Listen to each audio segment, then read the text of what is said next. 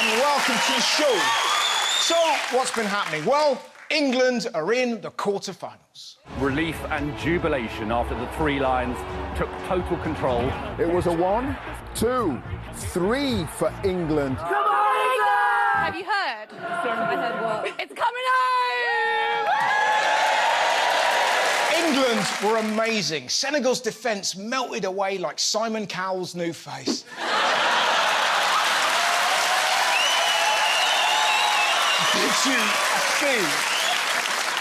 Did you see Henderson's and Bellingham's celebration? England take the lead! Jordan Henderson puts England ahead. Look at it! It's like they were gonna kiss and then went, shit, we're in Qatar. Let's pretend we're reindeers.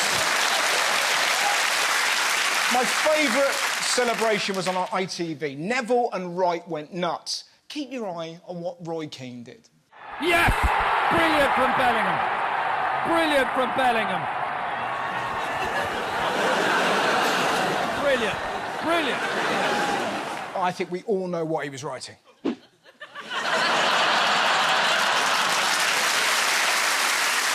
you, the World Cup wasn't the only huge tournament hosted by Qatar. Check this out. While the World Cup is in full swing in Qatar, Camels are having a tournament of their own in the Gulf State. The idea is similar to the Soccer World Cup. We did a Camel Beauty World Cup. That's right, my friends. We have a Camel Beauty World Cup. You can understand why. Camels are fit. Look at this, babe. God damn! It's like Austin Powers fucked an Ugg boot. There's more. Check out the humps on this, honey. How can they go without water when I'm so goddamn wet? This is my favourite. Look at the camel toe on that. Camel Beauty World Cup. Now, what I don't get, in Qatar, it's illegal to be gay, but perving over a camel, that's fine. How mad is that? Oi, you deviant, take that rainbow hat off. I'm trying to look at a camel's arse. That is a kilf.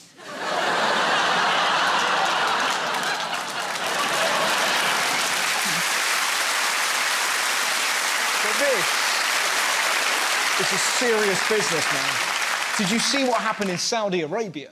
More than 40 camels were disqualified from a beauty pageant in Saudi Arabia because they've been given Botox injections. That's right. Don't applaud. Apparently some of them had so much Botox it left their face looking like this. Now,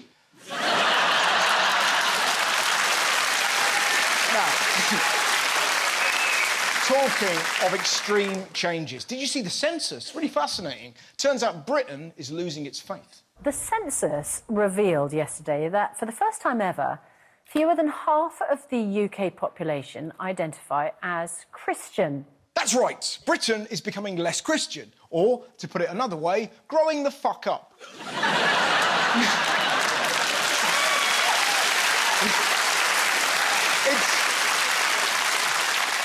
It's pretty scary, though. If we lose Christianity, who's going to touch up the kids?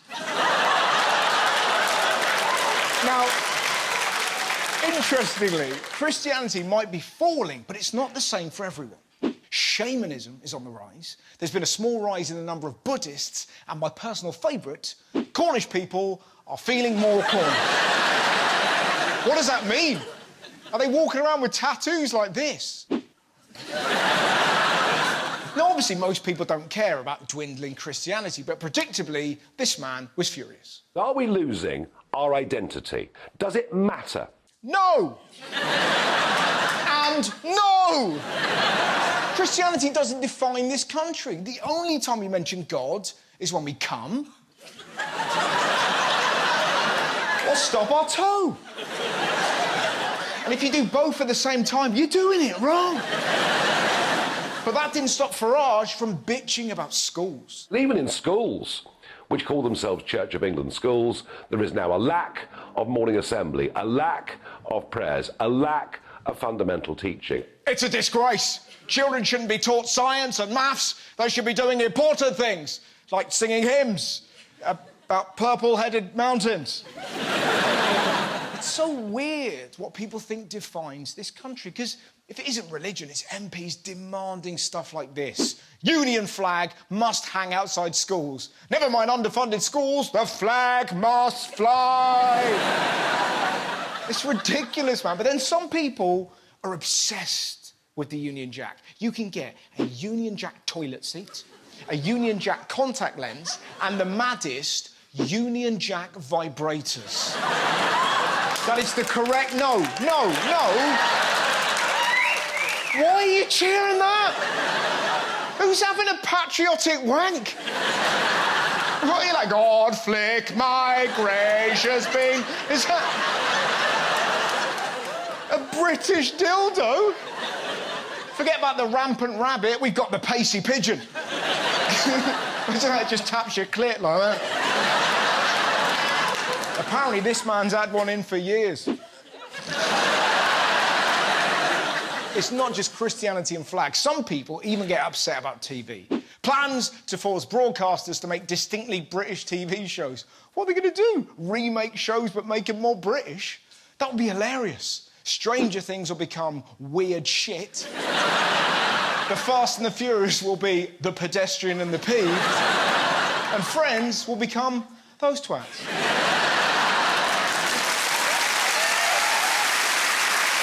It's so ridiculous. Being British isn't about religion or flags. It's about cheering when someone drops a pint. A car backfiring and going, excuse me?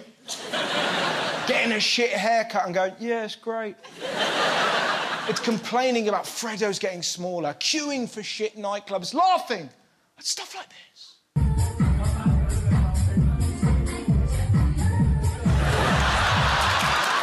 It's the NHS. Alan Turing, pigs in blankets, cups of tea, poetic graffiti on walls.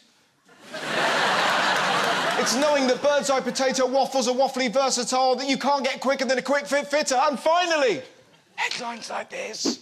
Man fined for pretending to be ghost in Portsmouth Cemetery. I love it. Witnesses complained about Anthony Stallard throwing his arms in the air and saying, woo! That is what defines this country. Exactly. Over in America, this man is back in the news. This morning, the rapper Ye, formerly known as Kanye West, at the center of a firestorm again. Now, in case you missed it, he did an interview with Alex Jones whilst dressed as a gimp. Conspiracy theorist Alex Jones invited Kanye West onto his program. He's the one with the covered face. I mean, look at it. He looks like Darth Vader's anus.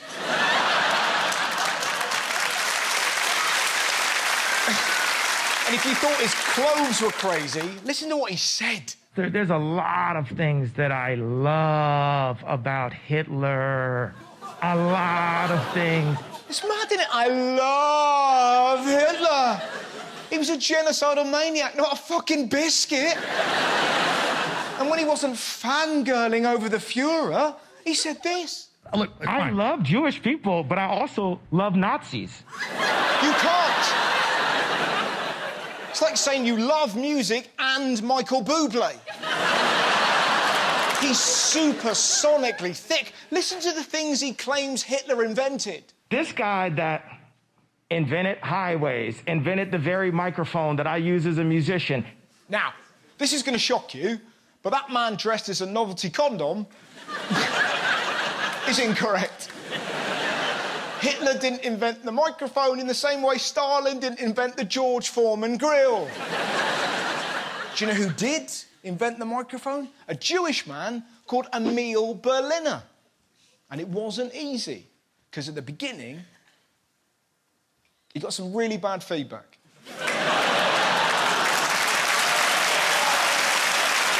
That is the silliest joke about Hitler you'll ever hear. Health news next. Look at the disgusting way you can get a healthy smile. Scientists say picking your nose might have health benefits, including stronger teeth. Are you thinking what I'm thinking? This guy must be digging 24/7. You think I'm disgusted? This story nearly made Charlie State hurl. Do you have to both pick it and consume it then to reap the full health benefits? I don't know, Rachel. I don't know, Rach. You're putting me off my porridge, darling. So why was he gagging? Well, for the first time, scientists caught lemurs on film picking their nose and eating it. I warn you, it is brutal. Scientists point out that humans aren't the only animals that pick our noses, and that, however revolting you think it might be, is a habit that should be investigated. Jesus Christ! How long is its finger? He's picking his nose and scratching his arse at the same time. It wasn't just humans that were shocked, his wife was appalled. Not this, the maddest animal story in the news. Dogs apparently know when you're having an affair and use body language to tell the truth. Correct. So let me get this straight. A creature that is surprised by its own farts can tell whether you have been shagging around. One question, fucking how? Are you a good boy? I am. But you've been handing out dick like Pete Davidson.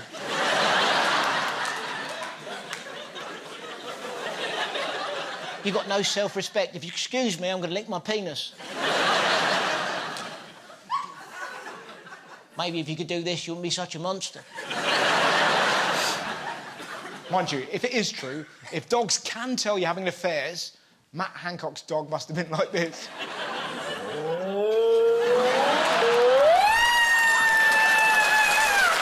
Join me after the break when I'll be chatting to the kids about internet trolls. So what would they say about me? I don't know. It doesn't matter, you can be mean. It won't upset me.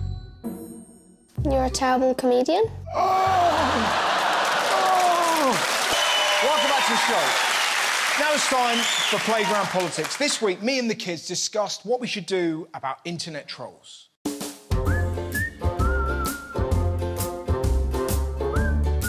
Do you know what an internet troll is? Yeah. I am one.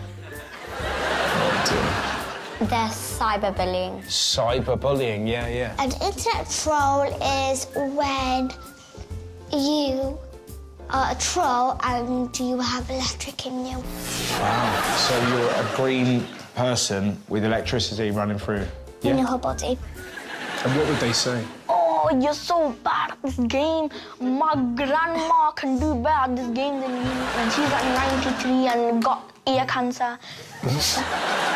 You're not good at dancing and you don't have good handwriting. That's like... Like, if you're saying something mean, you shouldn't say it. But if you have, like, constructive criticism, then maybe you can do it if it's like a dance and they're asking you for your criticism. So let's say I've done a dance. This is my dance. Have you got any constructive criticism for that? Yeah, maybe instead of pulling the bottom of your ears, pull the middle, because it just looks weird. So that's weird. Yeah. That's better. Yeah. Oh, nice. How would you troll me? I would say your blonde hair is racistly white. My hair's racist. It's racistly white. It's racistly white. Yes. Okay. I mean, that's a good trolling, because I don't really know what to do with that. So what would they say about me? I don't know. It doesn't matter, you can be mean. It won't upset me. You're a terrible comedian. I'm fine. Oh, God. That felt real, that. Have you got a phone? Yeah. I don't. I do. Do you want a phone? Not really. Really? I want to stay old school. What are you doing with your time? Do you have a PlayStation? I've got an Xbox 360. Get a PlayStation, we can play. Yeah, we'll play, but I feel like if we were playing, you guys would trash talk me. Nah, I'm not toxic. You're not toxic. How do we get adults off of social media? Say, go on a dating app, get a boyfriend and do stuff with him. That's what I'm always saying to them. Get a boyfriend, stop being boring. Get off your bum. Get a boyfriend. Don't be lazy, get off your bum. Yeah. So I've got racist hair. Anything else? Your beard is a bit unevenly shaved. It's pretty good. Yeah, it does hurt. My beard is unevenly Your shaped. dimples are oval shaped. My dimples are oval shaped. Okay. This has got fierce. Your shoes look older than you.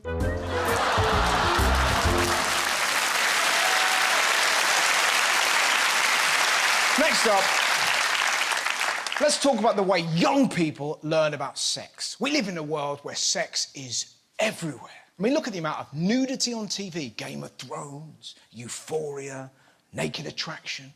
Naked Attraction? Mercy Jesus! Our dating show was Blind Date, where this was racy. Most of my friends are air hostesses, and when we go out, they have a tendency to talk shop.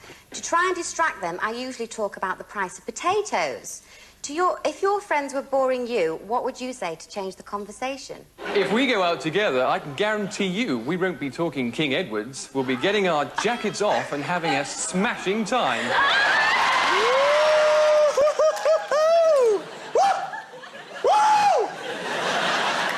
Naked Attraction, bit more on the nose. I love feet. I love to feel somebody's toes round my pussy.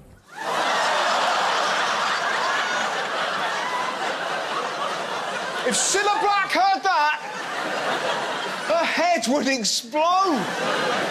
It's not just TV, porn is everywhere. You've got Pornhub, OnlyFans, X-Hamster, which sounds like an app for divorced rodents.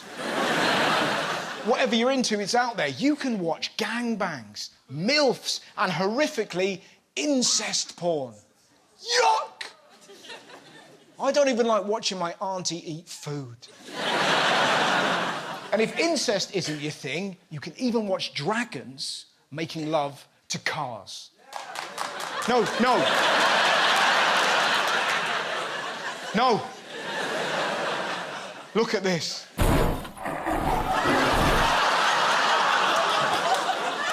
Yeah, I don't know. No.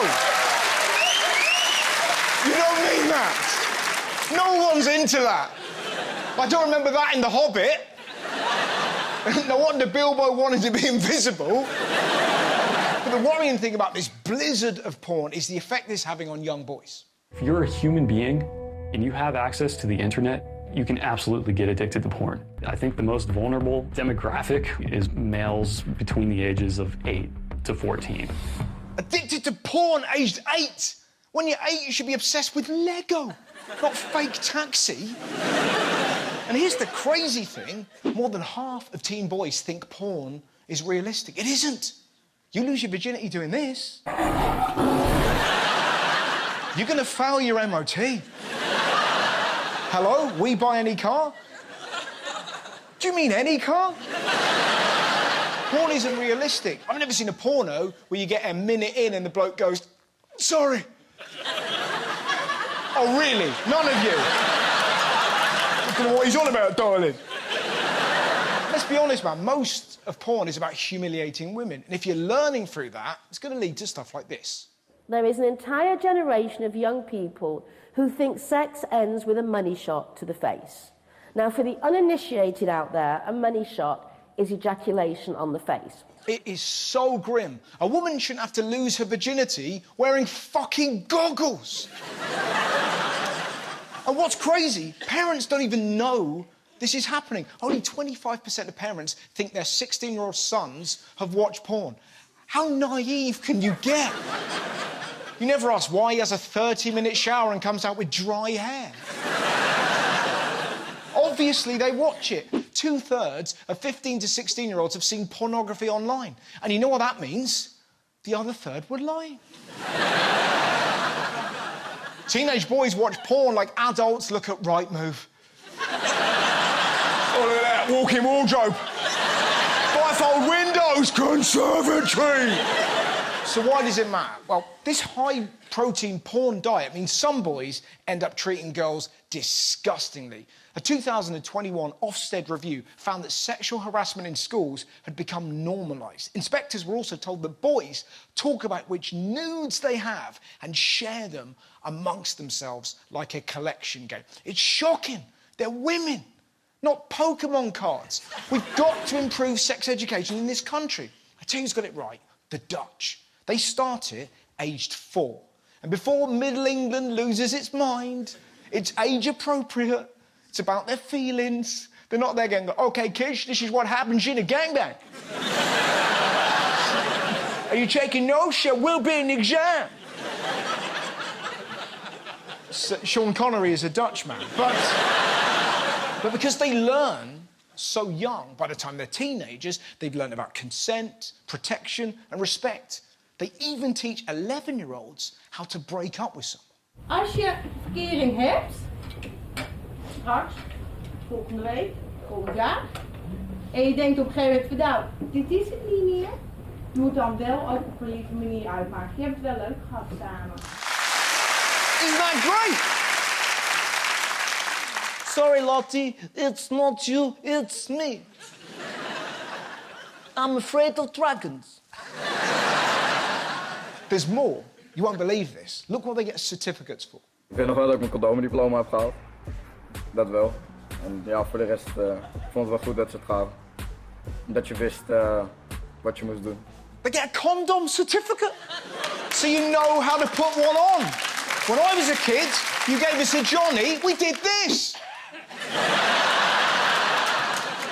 The Dutch way works. They tend to have positive first sexual experiences. They're the top users of birth control, and they have one of the lowest rates of teen pregnancy in the world. That's got to be better than learning about sex through porn. Porn isn't real, man. It's like learning to drive by playing Grand Theft Auto. It's important, because if you help the boy, you improve the man. Maybe. If we had better sex education, we'd have less upskirting, less dick pics and less sexual assault. What I'm trying to say, porn shouldn't be your teacher. Girls don't want a porn star. They don't want a money shot. They don't want their nudes swapped around like a panini sticker. They just want you to be yourself.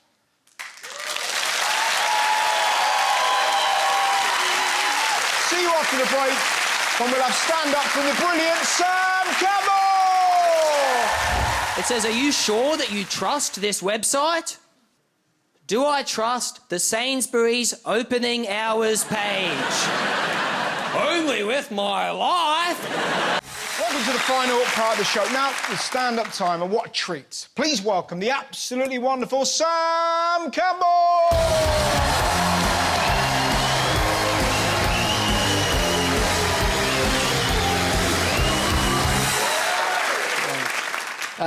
Do you guys like underdogs? Yeah. Do you support the underdogs? Yeah. I'm sick of them! I don't like these underdogs! I like maintained success! I like back-to-back champs! I like top dogs who dominate their chosen field or industry. They are an elite squadron. They're the best of the best. And these underdogs come out of nowhere? I'm sorry, but nowhere to threaten the legacy they've created? No, thank you! That pisses me off! I don't like seeing dynasties thwarted! Oh, but you've got to go for the underdogs. They're so scrappy. The underdogs, they're really scrappy. If they're so scrappy, I say take them to the scrapyard! Underdogs, pat! I hate David. David. I don't like David at all. I'm very pro-Goliath. Goliath, yeah. I want Goliath to crush David. I want Goliath to squish David. Squish him. I want Goliath to squish me. I want to be squished by a big bloke.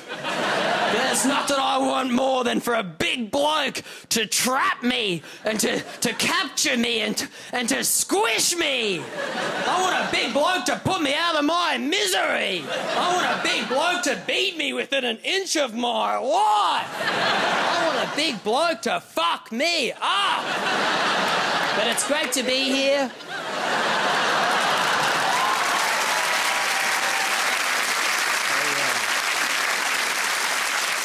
My laptop is so serious when it comes to security measures. Whenever I try to go online, it comes up, unknown connection. It says, are you sure that you trust this website? Do I trust the Sainsbury's opening hours page? Only with my life. So my neighbour Ian got me to take a photo of the moles on his back. He wanted to get a quote from a few different dermatologists. Oh yeah, he's got quite a lot of moles, and because he's got so many, they make up the there's so many moles. You guys got it right? How are you, mate? I'm fine. And what's your name? Chad Michael Steele. Chad Michael Steele, yeah, right. And what do you do for a living? I'm a hypnotist. A hypnotist, wow. Yeah, my auntie actually met a hypnotist on a cruise. Sleep. I'm deep into your subconscious. You have to believe in yourself. Everyone here want to know about your neighbors, Ian, and all the moles on his back. You have to believe in yourself. Don't be afraid. Just be nice with it. Be nice with it? Yeah, just be nice with it. Be nice with it? Yeah. When I snap my finger, you will wake up and perform the routine flawlessly. My neighbour Ian has a lot of moles on his back. He got me to take a photo of them. He wanted to get a quote from a few different dermatologists. He's got a lot of moles. When I took the snap, because of the moles, they're in quite an intricate pattern, my phone thought it was a QR code. Scanned him! Scanned him! I can't believe it! My phone thought that my neighbour Ian was a ticket to see Michael Bublé. Row C, seat 15. That's pretty close to the front. Well done, my man. You were perfect. Thanks, Chad Michael Steele. Congratulations. I better be going. Oh, you don't want to stick around and watch the show? No, I have to go back to my planet. Sorry. You're going to another planet? Yeah, I'm going back to my planet. Oh, I'd love to join you. No, you can't. It's a small planet. Oh, sure, you can fit 2 people. No, it can't. It's a private planet. A private planet?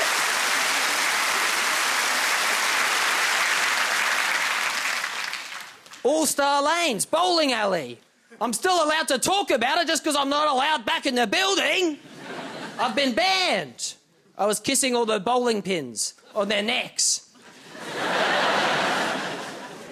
Security dragged me out of there. Then they dragged me back in and made me take off their shoes and put my shoes back on. Then they dragged me back out. Banned for life.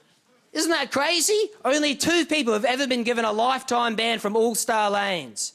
Me and a woman called Martina Francesco. And that was me as well. Wearing an elaborate disguise. Doing a pretty upsetting accent. I want the bow. Hey, thanks so much, everybody. That's all from me. That's all I am prepared to say at this time. Thank you. Ladies and gentlemen, Sam Campbell and his hypnotist friend. Now, staying with stand-up, it's time for good deeds in a brilliant comedy course that's about more than just laughs. There's a hierarchy in the house now. It goes mum knows, Google knows, fuck knows. I'm Angie. I'm a stand-up comedian and I create and run Therapeutic stand-up comedy courses. You're all amazing! You can all totally do this. I have been performing stand-up comedy for 17 years. It's really important to know, is your toddler happy? I go, yes, he is happy, but only when he's being a Teaching it for about 14. I have a master's in humanistic psychology and I spent a year researching Does the process of learning stand-up comedy help you recover from trauma? So that was a pilot whereby I created a new course. I went and did it in the community with people who'd been referred by their doctors through social prescription. And it worked. It was amazing. People said they felt better, which is the whole reason why I did it. When you are on a bill with people... Today I've been working with an organisation called Mothers Who Make. When you become a mum, it can really shake your identity. So Mothers Who Make create spaces where they can have adult-centred conversation, that their kids can play, and that noise and tears and tantrums and poo, it's all welcome. Mothers on the Mic is one of those projects. It's subsidised by Arts Council England, so there's always free places available. I have now had the sex. Yes. It's different after kids, isn't it? Kind of in the same way that fish and chips with wasabi is different to mushy peas and it burns more.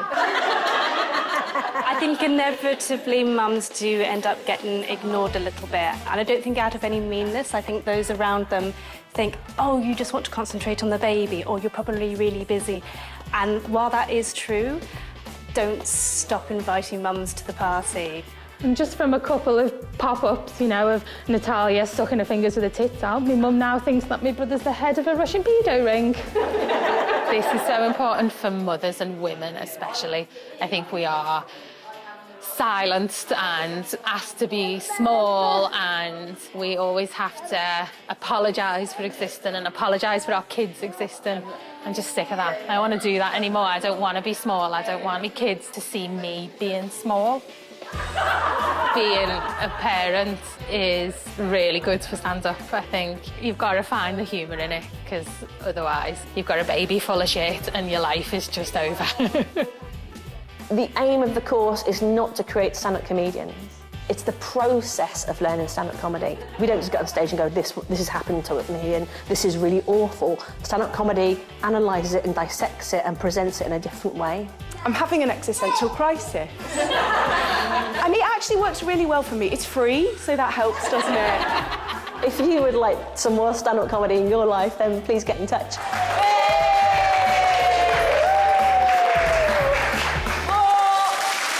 Lovely stuff.